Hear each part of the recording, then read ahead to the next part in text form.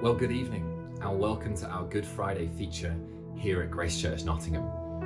Whether you're part of the church and you come regularly on a Sunday and you're part of the family, or whether this is your first experience of anything church related, perhaps a friend or neighbour just sent you a text with a link and that's how you ended up here, it is great to have you here. My name's Chris, I'm part of the staff team at the church, and over the next couple of minutes I'm just going to walk us through what we're going to be doing together this evening. Now, normally on Good Friday, we would gather as a church in our building for a time of reflection and worship, where we literally centre around a cross that we put up in the middle of the room. Now, obviously, in the times that we're in, we're not able to be in our building, not able to be in the same space together. So instead, what we've done is produced and created this video to try and replicate something of that experience for you at home or wherever you're watching. And what we're going to do tonight is we're going to walk through the final words that Jesus spoke from the cross. We're going to look at what he meant at the time and how they applied to the people of the day, but also what those words mean for you and for me right now. After each of those sections, we will pray together. The words for the prayer will appear on the screen, and I encourage you to pray these words out loud if you feel comfortable. Each prayer will be based on the words that we've just looked at and explored together. And then after each prayer, we'll move into a short time of worship. We're going to sing a few songs across the evening, some that you'll know, some perhaps that you're less familiar with. But in it all, I encourage you to worship as you would normally. Like if you want to stand, stand. If you want to raise your hands, do so. Tonight is about honoring Jesus and reflecting on everything that he's done for us. The whole thing will last about 45, 50 minutes or so. And look, I realize that there'll be some of you perhaps that are watching that wouldn't even call yourselves Christians. As I said, maybe you've come from a friend or a neighbour that's just asked you to come and be part of this. Well, genuinely, we're so pleased that you're here. And there's no pressure tonight to do anything that you're not comfortable with. You feel free just to sit back and relax and watch what we walk ourselves through this evening. But if after tonight you do have questions about what all this means and it sparks some thoughts in your head, well, we would love to chat to you about it. I mean, we've got Easter Sunday coming up as well. There'll be a couple of details about that at the end of the video. But do pop us an email, hello@gracechurchnottingham.org. Get in touch with us. We'd love to chat to you about that. But hey, if you're part of the church, I urge you tonight to engage with these things as you would normally. Don't let the environment throw you.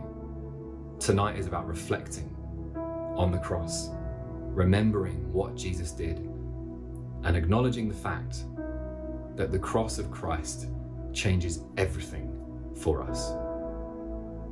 I'm going to hand over to Rick, who's going to walk us through the first words of Jesus from the cross.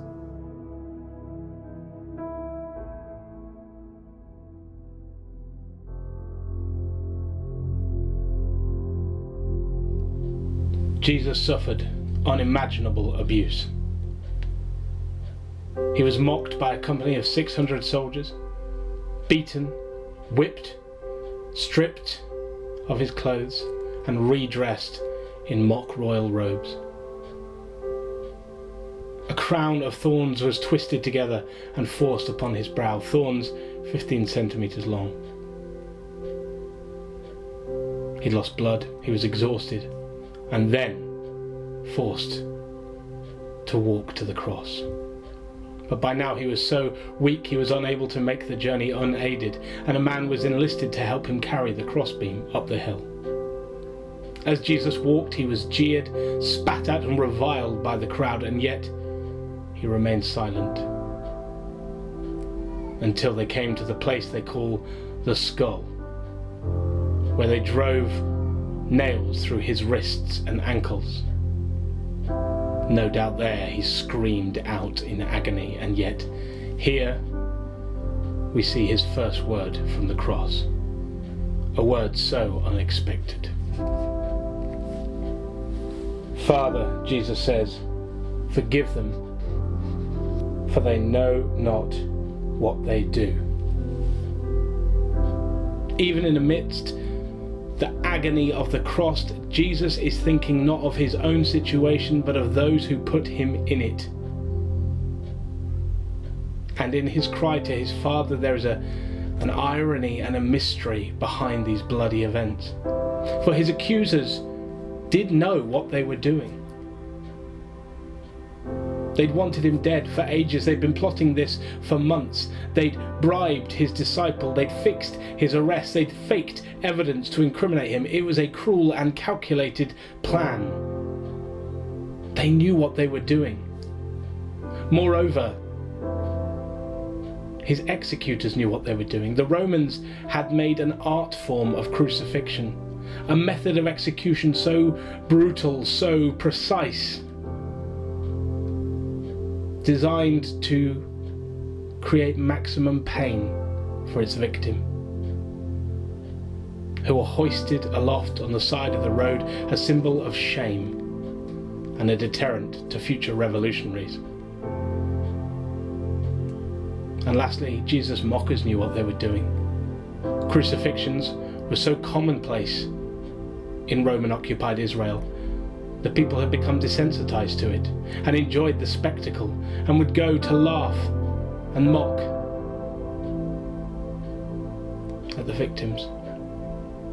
Jesus' suffering was intense and unparalleled, and every party behind it knew exactly what they were doing. And yet Jesus cried, "Father, forgive them, for they know not what they do."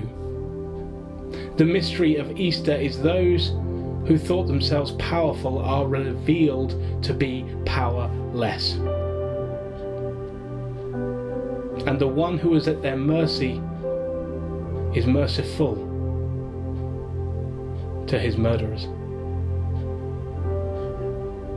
As accusers, executors, and mockers line up to do their worst to Jesus, they couldn't conceive of how their schemes would be overturned. They knew not what they did, for they knew not what God was doing. Because even while he endured their derision and their violence, Jesus had the strength to forgive them. And if Jesus can forgive those who drove nails through his limbs, then surely none of us is outside the cry of Jesus to his Father.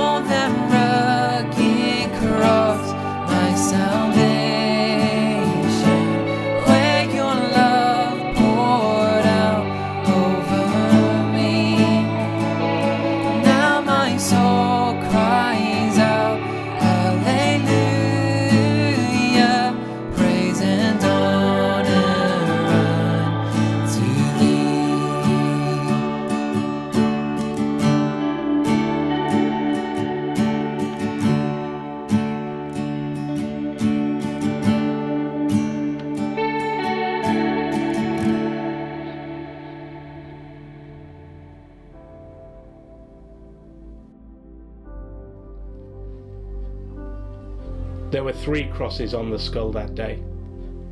Jesus in the centre, and on the right and on the left, 2 other men condemned.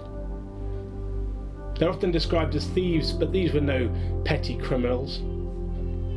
Crucifixion was such a barbaric form of execution, it was reserved only for the worst offenders of society. Violent revolutionaries who dared to stand up to the power of Rome. No one could truly think Jesus was one of these. It was absurd that he was killed in this way, and yet this was all to fulfill the words of the prophet Isaiah. He shall be numbered among the transgressors. So Jesus was crucified between 2 revolutionaries, sharing their fate, but not their crime. One of the criminals who were hanged railed at him, said, "Aren't you the Christ? Save yourself and us." But the other rebuked him, saying, "Don't you fear God, since you're under the same sentence of condemnation? And we, indeed, justly, for we are receiving the due reward of our deeds. But this man has done nothing wrong." And he said, "Jesus, remember me when you come into your kingdom." On the one side, we have a man so blinded by the ugliness of the situation that he cannot believe Jesus is who he says he is. He's just another revolutionary, nothing more. And so the first criminal dies as he lived, spewing forth violent curses. On the other side, we have a man who's come to terms with his guilt. Perhaps he heard Jesus say, "Father, forgive them," and was strangely moved, such that he could see the beauty amidst the ugliness. This was a man who'd spent his life seeking a kingdom, but by violent means. And now, seeing where that got him, he cried out, "Jesus, Jesus, remember me when you come into your kingdom." With his final words, the first criminal tried to tear Jesus down, and the second asked Jesus to raise him up. And Jesus replies with his second word from the cross, "Truly, I say to you, today you will be with me in paradise." Jesus' second word is of salvation. Where are you in this story? When you look at the cross, do you see only ugliness? Or do you have eyes to glimpse beauty?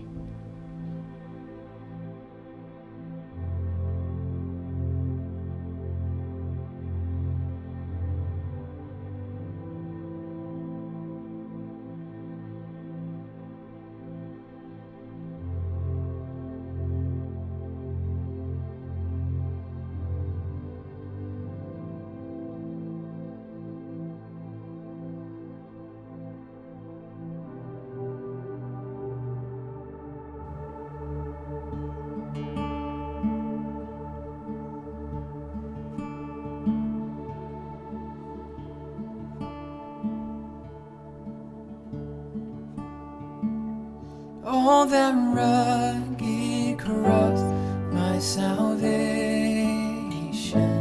where your love poured out over me.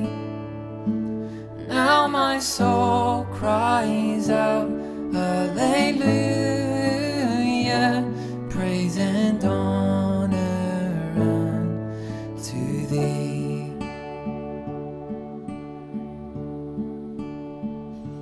Now my debt is paid, it is paid in full by the precious blood that my Jesus spilled.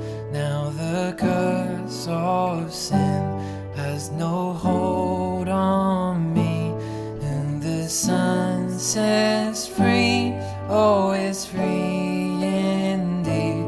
Now my debt it is paid in full by the prayer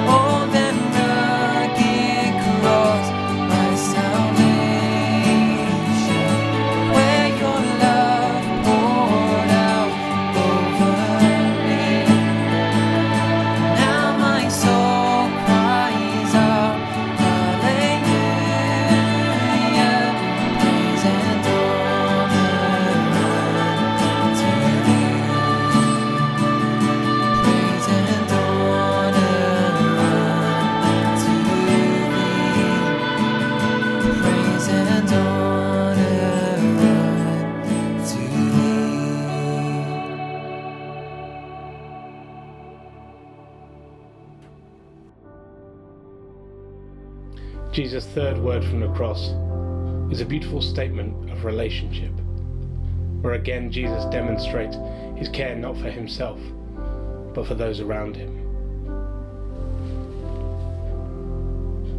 Standing by the cross of Jesus were his mother and his mother's sister, Mary the wife of Clopas and Mary Magdalene.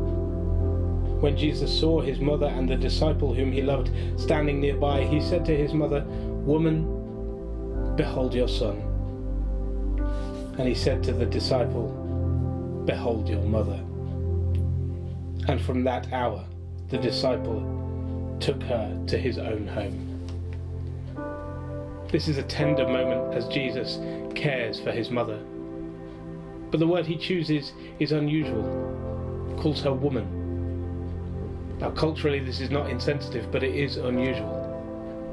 And it harks back to a story at the beginning of John's Gospel, the wedding of Cana, where Mary comes to Jesus and asks him to help when the wine has run out. And he says, "Woman, why do you involve me? My time hasn't come." Yet Mary says to the servants, "Do whatever he tells you." And Jesus commands them to fill jars of clay with water, which when it is poured out is the choicest wine. This was the first miracle that revealed Jesus' glory. And here, 3 years later, we see the final miracle, Jesus' death and resurrection, which will reveal his glory to all. But there are differences between Calvary and Cana. At Cana, Jesus says, "My time hasn't come." At Calvary, his hour had arrived. At Cana, Jesus commanded the servants, and wine was poured out. At Calvary, Jesus instructs his disciple as his own blood is offered. Jesus says to Mary, "Behold your son." He says to the disciple, "This is your mother." But these words are spoken not to one disciple and one woman, but to all of the family that Jesus is creating, the church. A family not by birth, but by rebirth, not by blood, but by Jesus' blood. All the divisions that kept us apart are torn down at the cross. Social, ethnic, gender divides no more. And we are given to one another as fathers, mothers, brothers, sisters, and we are called to love one another.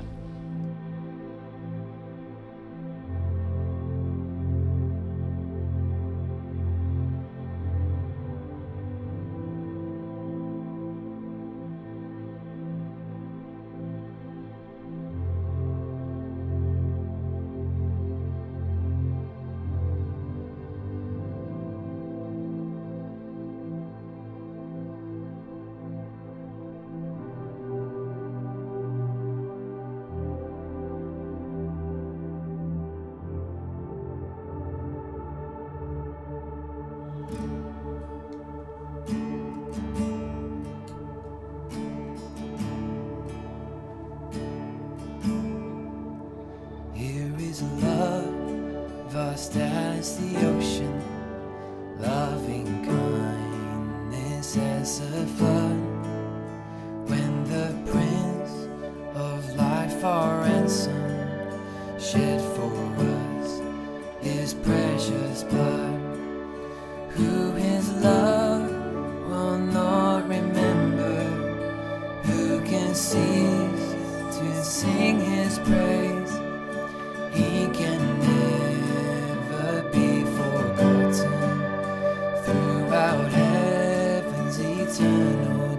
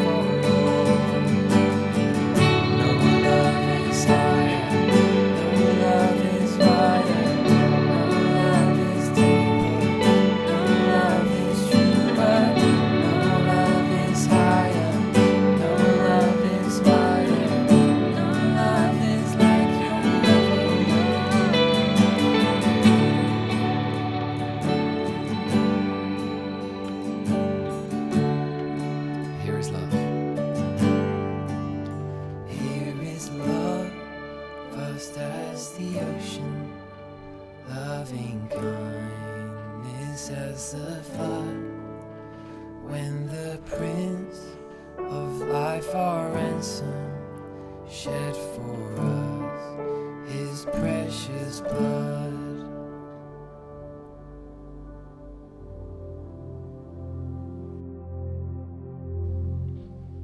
Now from the 6th hour there was darkness over all the land until the 9th hour. And about the 9th hour Jesus cried out with a loud voice, saying, Eli, Eli, lema sabachthani. That is, my God, why have you forsaken me? Although much is written in the crucifixion accounts of the beatings, the whippings, the brutality that Jesus endured, little is written about his physical agony.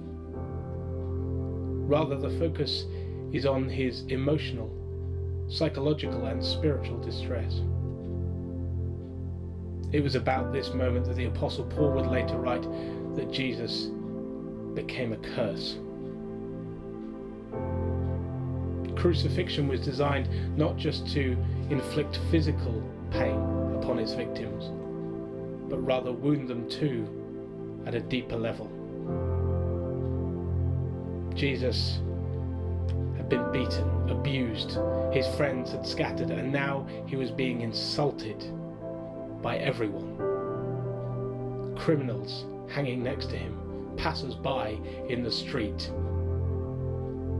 As Jesus was crucified, he became the focal point of everything that the humanity can offer when it's at its worst. He was cursed by everyone who saw him. And yet he was cursed too, in a religious sense.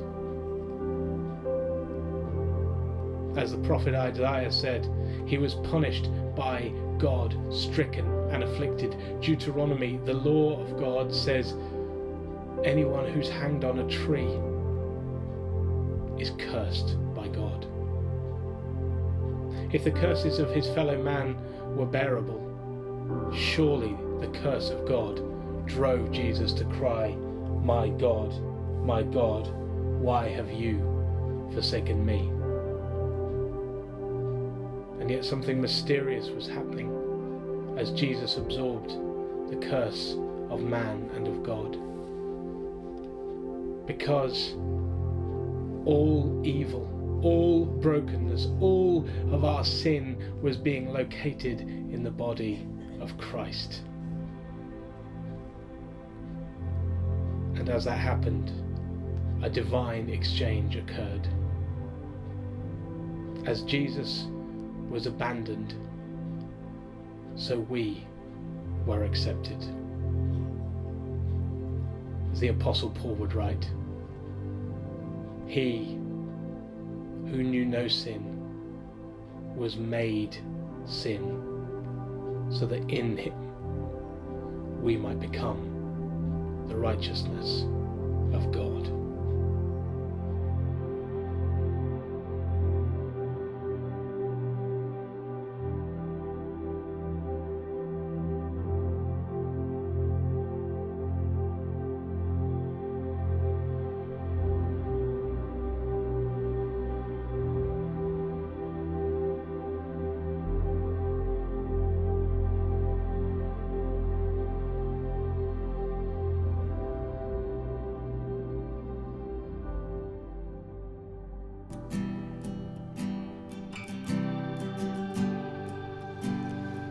The next song we're going to sing is actually a new song, one that I've written based off of an old hymn.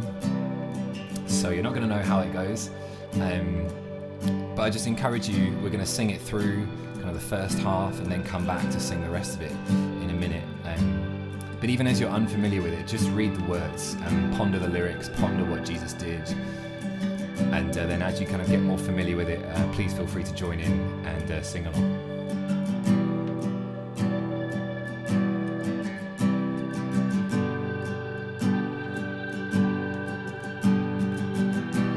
Extended on a cursed tree,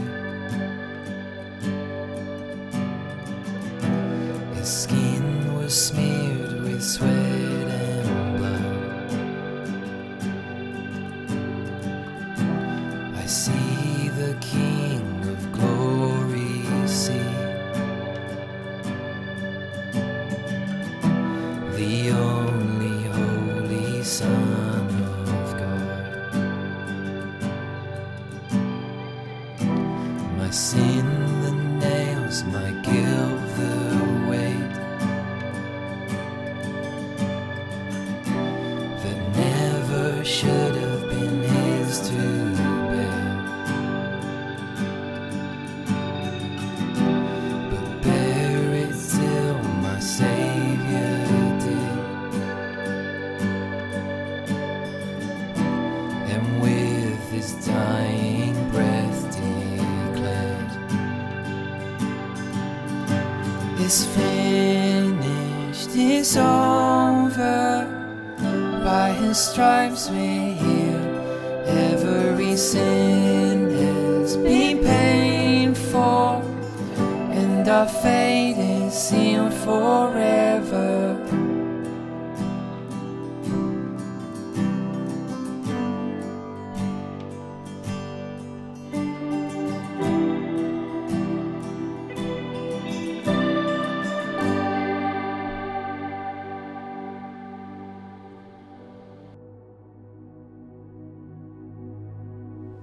Jesus endured torture, crucifixion, and then hung up in the beating sun.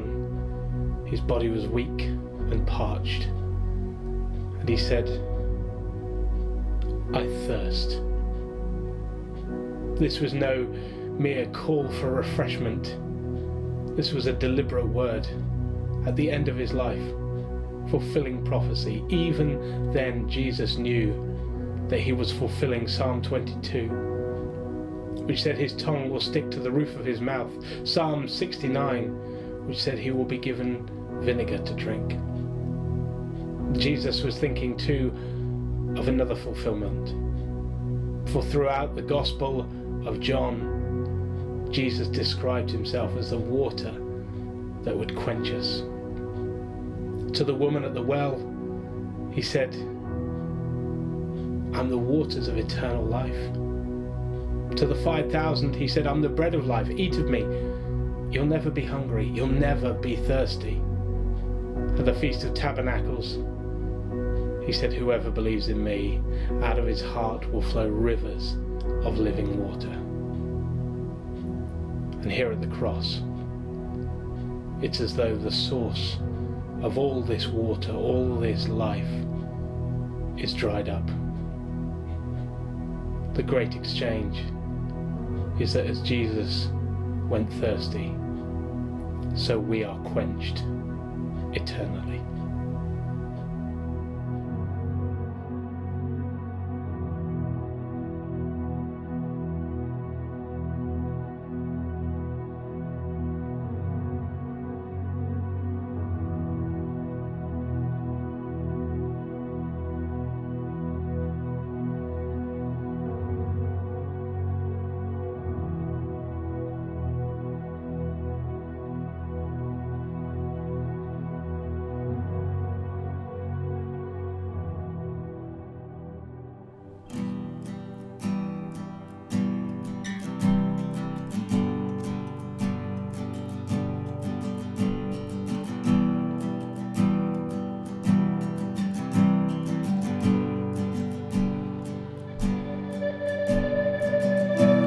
Extended on a cursed tree,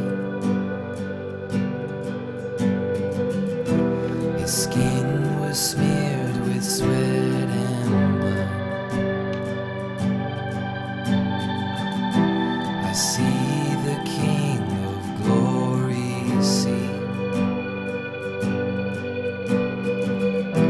the only holy Son of God. My sin the nails, my guilt the weight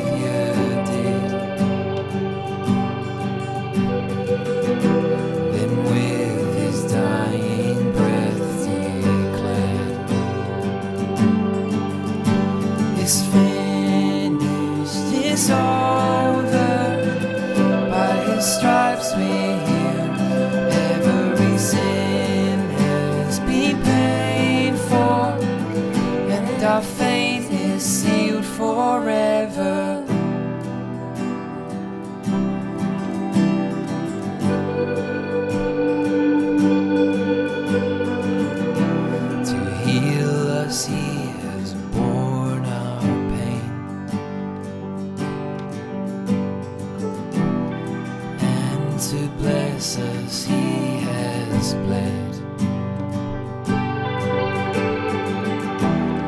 There he hung to stake his claim on us once orphans, so bereft. It's finished, it's over. By his stripes we're healed. Every sin has been paid for, and our fate is sealed forever.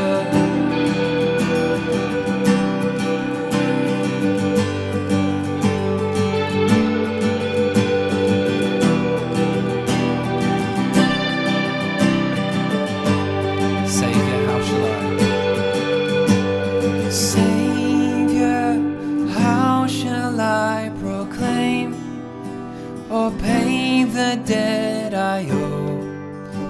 Let all I have and ceaseless to thy glory show.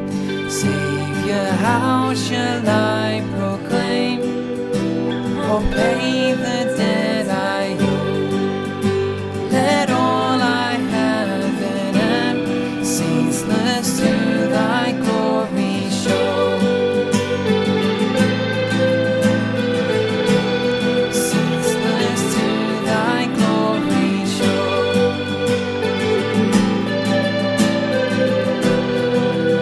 It's finished. It's finished.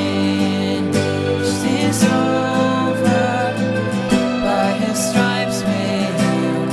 Every sin has been paid for, and our fate is sealed forever.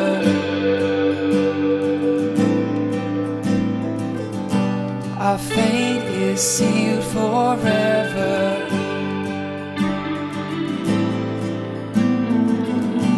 Our fate is sealed forever.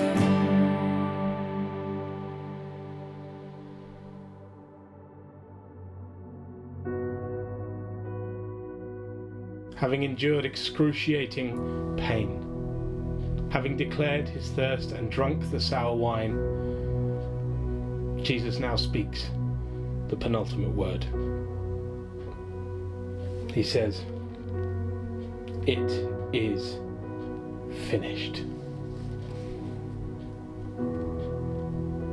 This could seem ambiguous. Does Jesus mean it's over? Or I give up? No.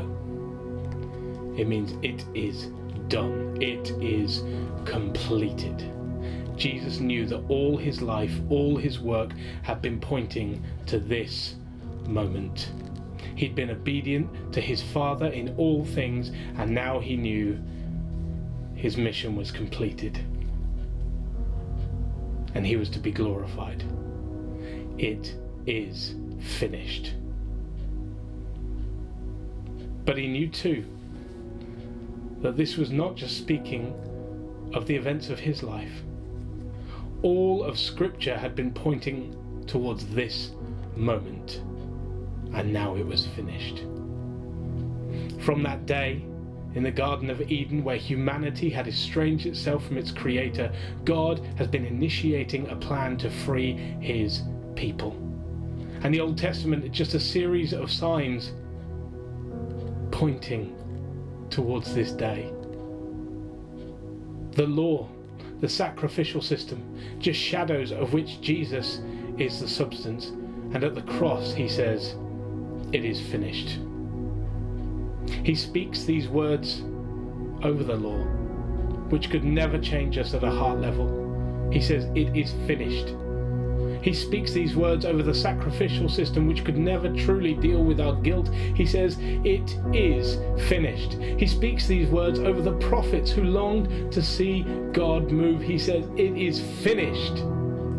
And he speaks these words too over the powers of sin, evil, and death, which are disarmed and defeated on this day. It is finished. And he speaks these words over your life too.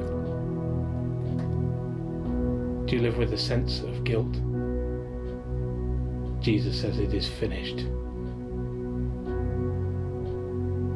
Do you live with shame or inadequacy? Jesus says it is finished. Do you feel like you can't do enough to please God?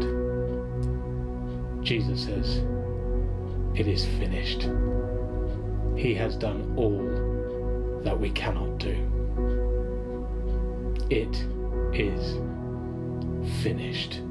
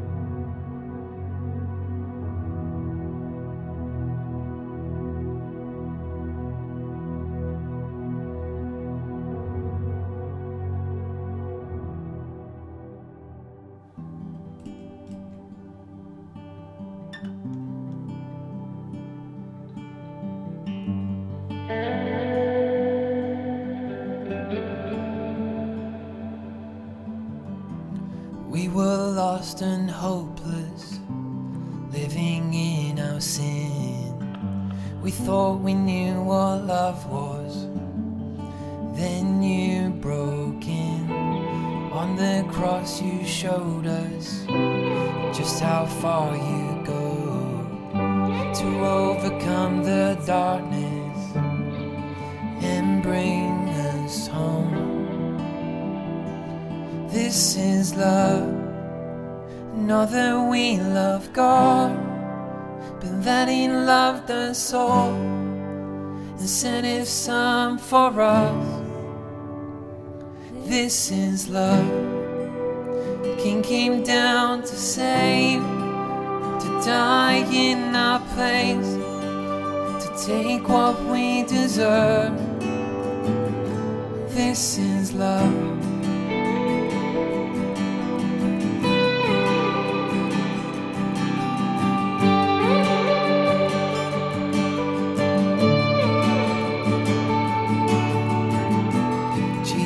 Took the torture and died the sinner's death, giving up His life and with His last breath He declared it finished, and the veil was torn, every chain was broken, and love had won.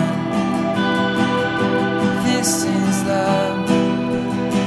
That we love God, but that He loved us all, sent His Son for us. This is love.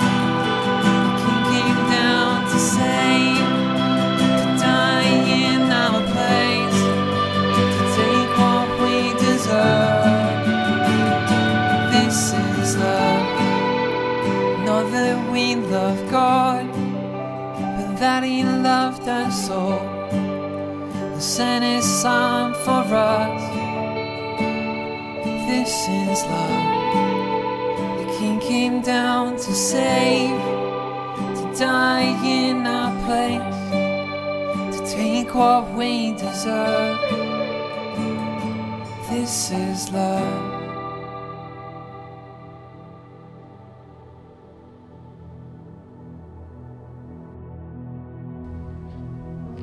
The final word of the cross speaks louder than the previous 6. Darkness has descended, the sun has stopped shining, and Jesus, though He's broken, breathless, on the brink of death, summons up His strength to call out in a loud voice, "Father, into Your hands I commit my spirit." And having said this, He breathes His last. It's a harrowing moment. when God stops breathing. The Hebrew word ruach means both spirit and breath. And the breath of God is a powerful, creative force. The first humans are created by God gathering up dust and breathing his spirit into them. We are comprised of dust and breath. It's the presence of God's spirit, his breath within us, that makes us human, made in his image. And so as Jesus gives up his spirit, breathes his last, it's like the final undoing of creation itself. Death is the ultimate dehumanizing act, as we breathe no more and return to dust. But God's breath sustains not just humans, but all of creation. Little wonder then that as God stops breathing, the sun ceases to shine. But while Jesus' breathless silence might feel like the end, it's really the beginning. Because as the final undoing of the old creation takes place, so the new creation is made away. Easter Sunday will begin in 2 days, just like in Genesis, in a garden, where God will reach down into the dust, draw up a man, breathe in his spirit, and raise him to life. Jesus is the new Adam, the head of the new creation. And all mankind, that fragile mix of dust and breath, is invited into God's new humanity. We will still die, we will still give up our breath, our spirit, but now there is hope of resurrection. So Jesus' last word is the loudest of the 7. But that last word is not the last word. For in 2 days, the word shall arise, louder and clearer than ever before.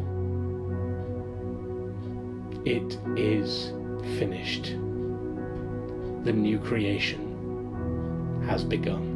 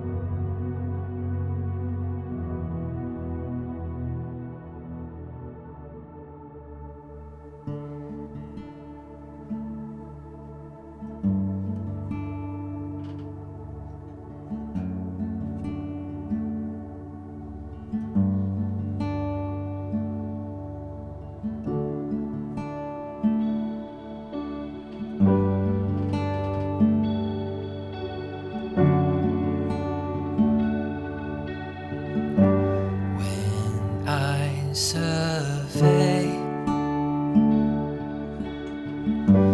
the wondrous cross on which the Prince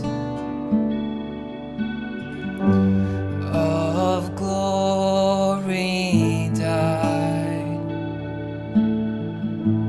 my riches